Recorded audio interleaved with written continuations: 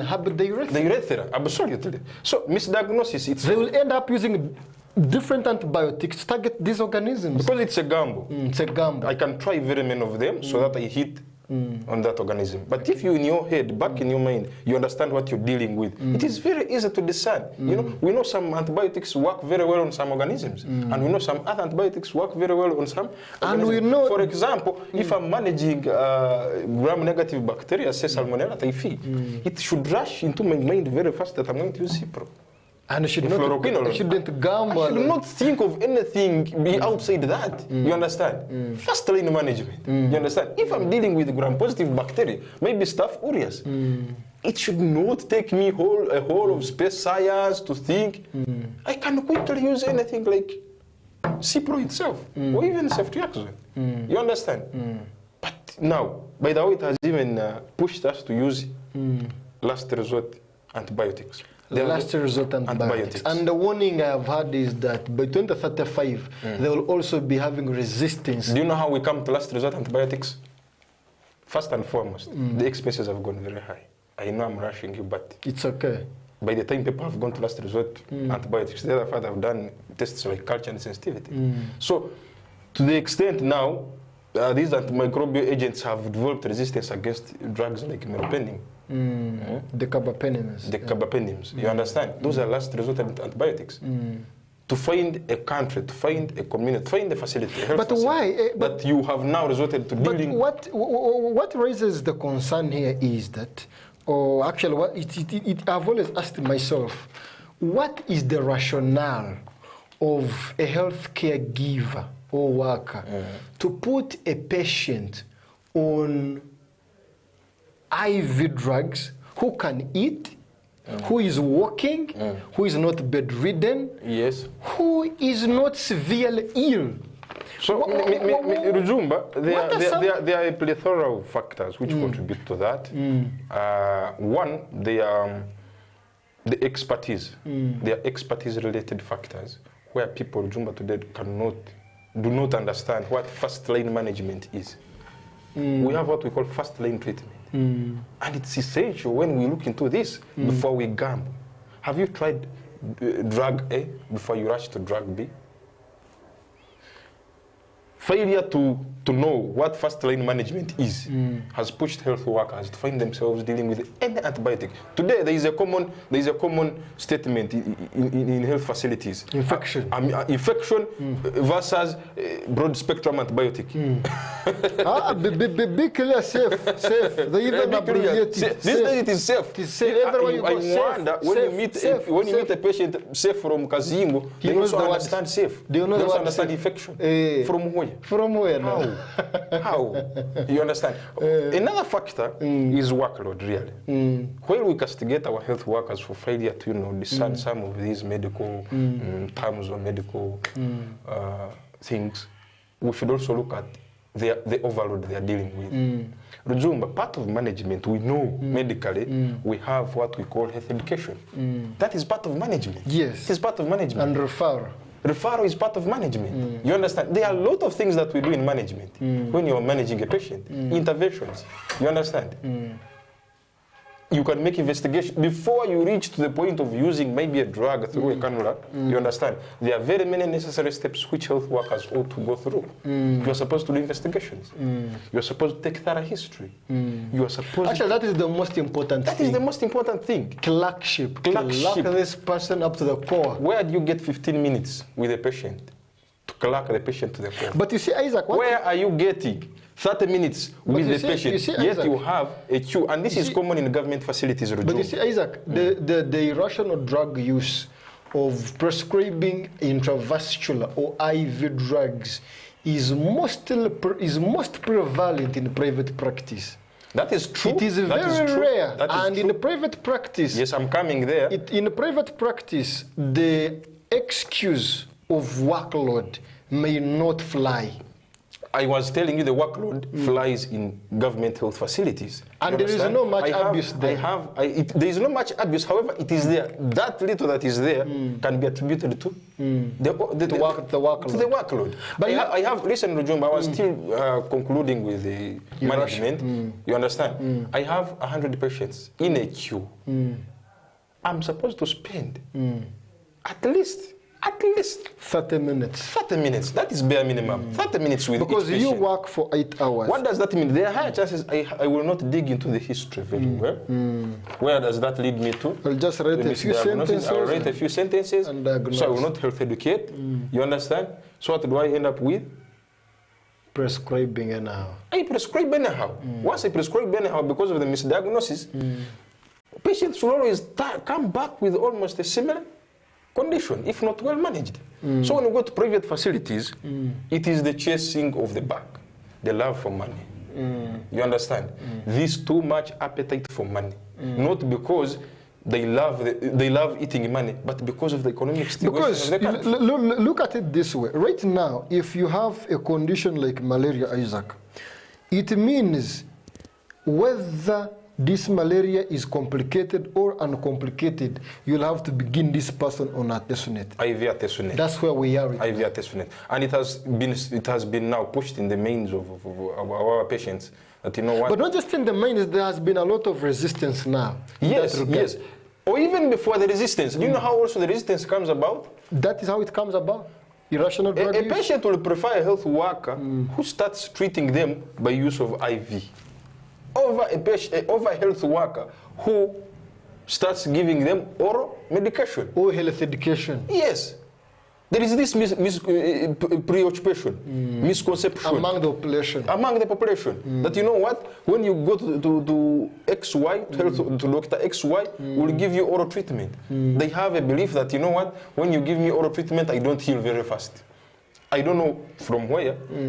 But just because you are dealing with artesunate to manage uncomplicated malaria. But I think this thing, and I'm not being unfair to women, it is mostly common among women. If a woman does not have a cannula to move with around the street, to show maybe her boyfriend, if she's a girl of medieval age. Thuggery.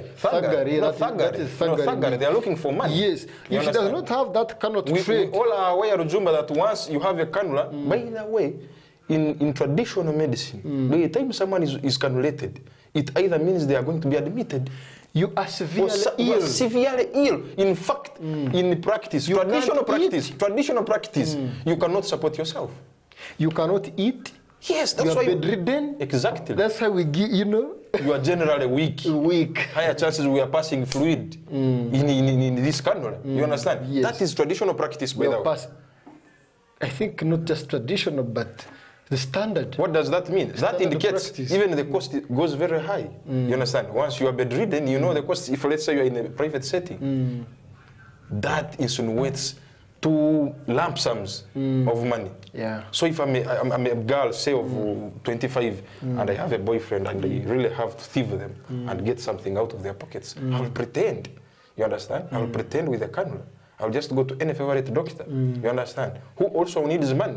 Hey, pass an IV line, so that I go boasting around and proving to my boyfriend I'm severely ill. Therefore, the monies have to come in huge quantities. But you see them on their WhatsApp statuses. You see them with cannulas every time. Exactly. But you stated it clearly that each time someone is cannulated, it is a sign they are severely ill. Yes. So that this is the practice. Yes. That's the practice. Yes. This is the sound they send outside there. Whether it's a relative, whether it's a boyfriend or any person, you know what? I'm severely ill. Severely ill comes from where? They have uncomplicated malaria. But now the challenge is... They have a simple cough. This person forgets that she's putting herself... And it has cut across. We have found cases where people are managing viral infections using antibiotics. Yes. This is absurd. Yeah, you come with the flu, I'm cannulating you because I need money. Really? Yes. Because if I had more than 30 minutes to talk to you, you're supposed to take what? No, viral infections are self-limiting. There are private settings where if you go there, you will have to get out with a positive malaria test. Even when you have a flu. Even when you have a flu. You have to come out with a positive ideally, I'm supposed to calm you down, talk to you, tell you things like hydration. You can drink water, you can have a bed rest at home, you understand? You can chew these but fruits. I think, Isaac, because this is a self-limiting disease. There is one thing like you talked about. Patients feel comfortable, or the population feels comfortable when a person is giving them IV treatment. Over oral. They don't want oral. They don't want a person attending them and speaking to them. Yes. They forget this is the real treatment. Absolutely. And a better treatment than what they're getting. Actually. Yes, yes. But now, I think this one also comes with something, with one, I don't know how to call it, but it can be a shortcoming, whereby people do not want to pay for that service. There are people who don't realize that consulting a medic, talking to you, advising you, health educating you is much, much, much important, or even more important than the drug they put in your veins. Yes. And most patients are reluctant to pay for that. I think that's why also health workers run. So are you trying to mean that patients are somehow trying to evade their consultation fees? Yes. Yes? Yes. So by putting me on a cannula, how does that help you avoid paying for consultation? It just doesn't. But of course, at least someone will say, I've forgiven you consultation, pay for drugs. Because after all, I'm going to come to my consultation. But it happens. I've seen it happen. I worked in a private facility. Around town, right away from medical school. These are the things I could see. Someone could just say, I've forgiven you consultation, pay for the drugs. Because they know if they just tell you, pay consultation fee. Even then, pay for talking to you. Even then, we all are aware paracetamol has been a very traditional drug. And potent. And potent. You understand? Yes. But it can heal the pain. Do you realize patients are preoccupied with an idea that paracetamol is very cheap? And it cannot treat their pain. Yes. So does that mean if you are giving me IV paracetamol? You understand? Yeah. But Isaac, look at it has intoxicated both minds, patients and health workers. But Isaac, now look at the effect now. The effect now that comes in is antimicrobial resistance. This antimicrobial resistance is now leading to death. Isaac, now if you have, let's say, peptic ulcer disease that is continuously not treated, you can get a cancer. Yes, very You can get a perforated gut or intestine, like how they want to understand it. You can have bleeding from inside. You can have bleeding. Because you're playing around with drugs. So the disability of drugs which were once effective against antimicrobial agents and later cannot be effective against them has contributed. In fact, the price is too huge to pay. Because I was reading somewhere, they said 1.7 million deaths in 2019 worldwide. Yes, as a result of antimicrobial resistance. Right? Yes, MR. Yes, that's very true. And actually, today, antimicrobial resistance stands at, in Uganda, statistics that were released by National Drug Authority, a national body that was gazetted in 1993 to regulate, ideally, if they were doing theoretically, to regulate the use or the consumption of drugs, putting in place essential, efficacious, I love the choice of my words. It's okay. It's okay. You're right. Essential, efficacious, and cost-effective drugs. You understand? So, this border, I also don't know if it has played its role to the desired effect. Yeah, but I think now this brings the whole regulatory authorities that are charged with this. And I think you will be referring to government in particular. Definitely, I cannot, no, definitely. This is a government institution. Yeah, because, that is definite. Because it seems there has been deficiencies, there has been lapses in supervision and regulating of private medical practice. Tell you, for a fact, there are drugs which are not supposed to be in circulation. Are you aware? Yes. But you know they are all over. And people are paying huge sums of money for them. They pay willingly. You understand? They fight to pay. They fight to pay. They are gambling to pay. You understand? They are contesting. To pay. Yes. One against the other. Who will rush and acquire pethidine first? What are you managing? What are you managing? Which pain? Because, but for me, this, Isaac, I will keep asking this. Let's say a person has cough. Yes, they have the cough. They have a fever. They have a chest pain. Not so. But they can still walk. They can eat. They can talk. Can support themselves. Can support themselves. What is the rationale of putting this person on IV treatment? Because I need money. That is definite. IV drugs are more expensive than oral drugs. In some cases, IV paracetamol is more expensive than oral paracetamol. Are you aware? Ceftriaxone. IV, now you see now where the problem comes in. At least now here we are saying it is oral paracetamol versus IV paracetamol. There is a scenario where it has no equivalent. Absolutely. There is a scenario, for example, you understand? I'm managing a cough. Yeah? IV. But Isaac, you see, Isaac, a cough can be secondary to a but you see, throat. This medicine, Isaac, we are practicing is not from heaven. No, it is simple medicine. It is simple medicine. It is basic medicine. It is basic medicine, yes. Isaac. There are formulations and compositions of so many drugs to suit different situations. For example, for children, there are suspensions. Or syrups. We have syrups in almost each and every form. You have cefixime syrups. You have even rectal management. Even rectal treatment. Yes. So why should a person? You see, Isaac, it is painful to see a child of 1 year, a child of 8 months on a cannula. For what? And the parents are okay with this? And there are high chances health workers are explaining to parents that, you know what, I'm managing typhoid in a 6 months old baby. No, Rujumba, I have seen these scenarios.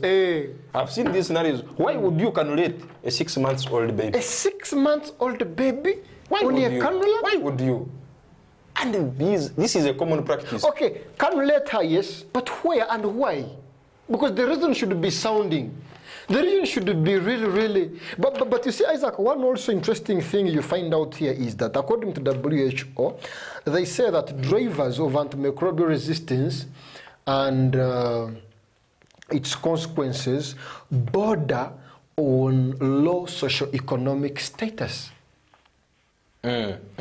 That developing countries, satellite economies, of course they are referring to Africa and perhaps in Uganda in particular, are more likely to suffer the effects of this compared to their counterparts in Europe and North America. That is true.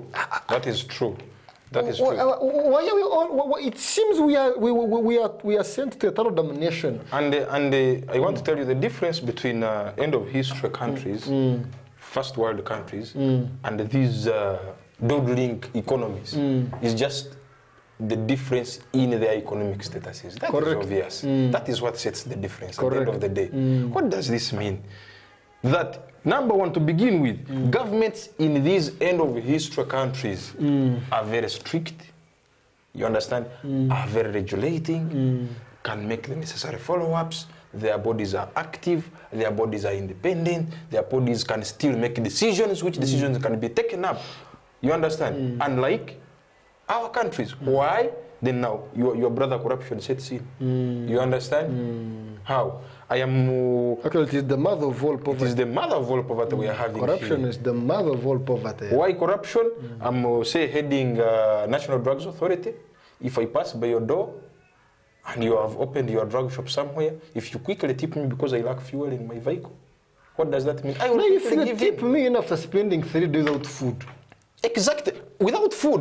I have put it very far. I put it there because I know that some of these are food, those basic needs. I'm talking about those top people. You understand? So if you tip me, why is this person also incentivizing the leaders of National Drugs Authority? One, I have to survive. Hey, leave me in my comfort zone and I survive. Leave me, allow me continue giving my IVs without any disruption. Because this is where I eat from. Because this is where I'm going to get to buy medicine, my own medicine from. This is where I'm going to take care of my family from.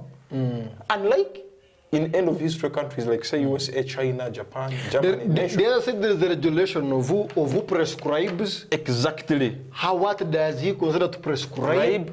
What does he prescribe? It is common practice and common knowledge in Uganda that everybody is a doctor. Yes, every male you find in a hospital is a doctor. These days, even females, my brother, even females are doctors. Can you imagine? As long as one, you're putting on a white gown. As long as you're carrying a stethoscope. You're a doctor. Some people don't know how to use stethoscopes. We know. Yeah, of course. If we made a random sample here and called on about 6 out of 10 females, I want to be particular.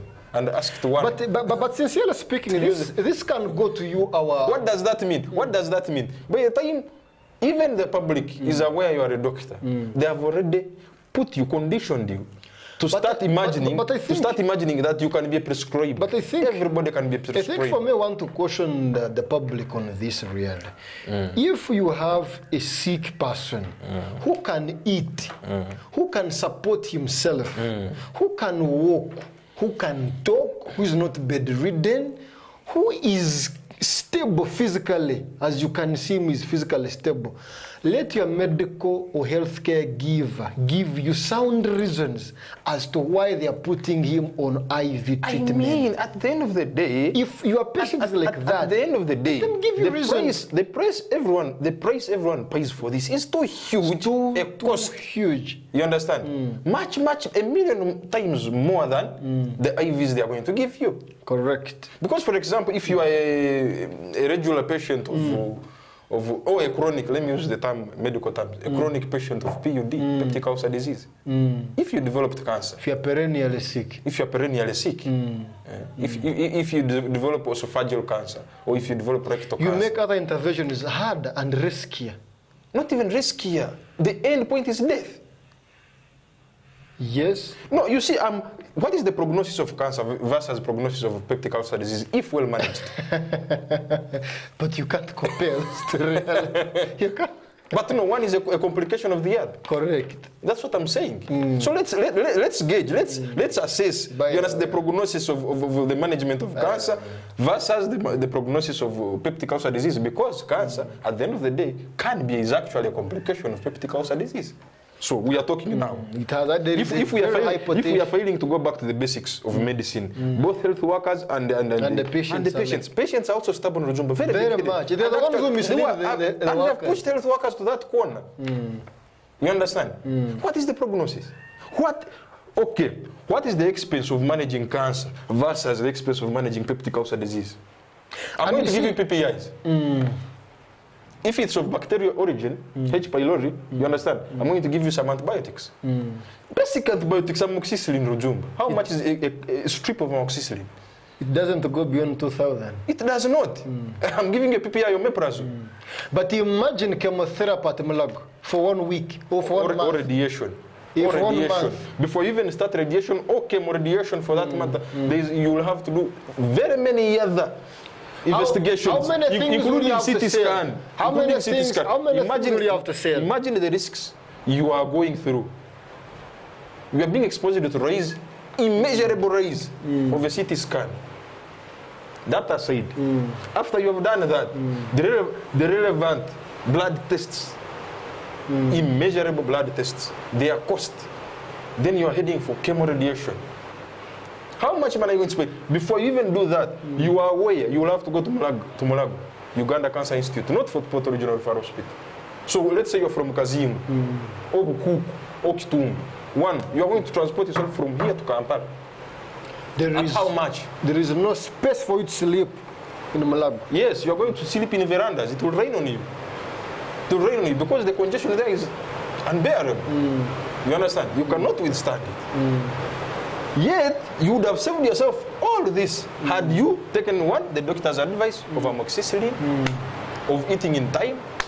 You understand? Of avoiding stress, trying to curb your stress. Of avoiding the abuse of these other drugs like alcohol. You understand? You may actually maintain a high level of hygiene. Wash your hands. Wash your hands. You understand? These cannot consume even 10,000. Simple things. Very simple. Simple things. The facility could perhaps be a walkable distance from your home. So let's now wait and see the complications. Who is ready to manage the complications? Does your country have the ability to manage complications of disease? And they forget they're in Uganda, my dear. They forget they're in Uganda, Rujum. Does your country have the potential to withstand the costs of complications of disease? Isaac, you raise a very important point. One of the things that can be done to deal with the effect and the effects of this antimicrobial resistance can be prevention of disease. In fact, prevention and control. Number one, if government has to deal with the irrational use of drugs, one, prevention. Enhance their ability to sensitize masses about prevention and control. Prevention, Isaac, you're talking about things like maintain personal hygiene. One. Keep a distance. Keep a distance. Okay, SAOPs. Have sexual discipline. Discipline, you understand? Wash your hands after visiting the toilet. Because there is this point I have seen. Isaac, this thing, by the way, has been so common. And I've been telling it to women. If you're going to treat what you call a UTI, but which is not a UTI, those diseases of your reproductive tract, and you're not going to maintain discipline. Rujumba, the father of medicine, was not wrong, was in his normal senses. He wasn't mad to differentiate Salmonella typhi from Staphylococcus aureus. You understand? There is a reason why. You understand? Organisms behave differently. Organisms are created differently because they are a creation. Just like us human beings. Absolutely. We are different. Gram positives are different from gram negatives. You understand? There is a reason why. And the fashion in which they manufactured drugs was such that they could quickly gain effect on these physiological effects on these microorganisms. He wasn't mad, he was in his senses. Who are you, a patient from Canara, who doesn't know any idea whatsoever about a gram-positive bacterium? And you are quickly offering yourself, begging, actually fidgeting, contesting to have IVC profloxacin, to have IV ceftriaxone, just because you have a strep throat, which you can clear with PenV. Because they don't want to swallow drugs, they don't want to... Why? I really don't know. But they swallow food. Can you imagine? But they swallow food. They take beer. They swallow Guinness. Can you imagine? As sour as it is. someone even... Guinness Kiviris. But you can... But I mean, amoxicillin is not even sour. I can swallow amoxicillin without anything, without even water. And I can swallow it on a daily basis as a food. If possible. If there was... Today, Rujumba. But today, Rujumba, if I have... I made a sampling the other day. If I'm attending about 10 patients in my clinic, higher chances, and I have seen this, I've observed this happen, higher chances, 7 out of the 10 are battling a urinary tract infection. Yes. Either pyelonephritis, either cystitis, either name it. You understand? 7 out of the 10. The 7 out of the 10, there are higher chances. 5 out of the 7, I'm going to send for culture and sensitivity until I identify the organism I'm dealing with. You'll find they have used all the antibiotics. There is a couple who don't bring their names. I cannot. At least I'm confident enough. There is a couple whom I sent to a physician after failing completely to manage their condition. They were symptomatic. Very symptomatic. But Rujumba, can you imagine I tried my very best, even did culture and sensitivity, and I could not manage their condition. I said, hey, you have the resources, go to Kampala and meet a physician. A urologist, perhaps. Do you know how much money they spent? They had used all the antibiotics you know. All the antibiotics under the sun, not the ones I know. The ones that were made. They had used all of them. And including meropenem, last resort antibiotics were used. Had been used and utilized. Fully. The thing that should be scared, and it is very common, and it's prevalent. I have not followed up to know what Physician told them. But I know they are toiling. They are toiling. So it's a pity again at the end of the day, because our country does not have the capacity, Rujumba, to deal with complications of disease. That way away. They would rather leverage their effort on prevention and control but measures. Let the population also be awake. No, you see, I don't know why they are big-headed. Let the population also be awake, really, because this business of fighting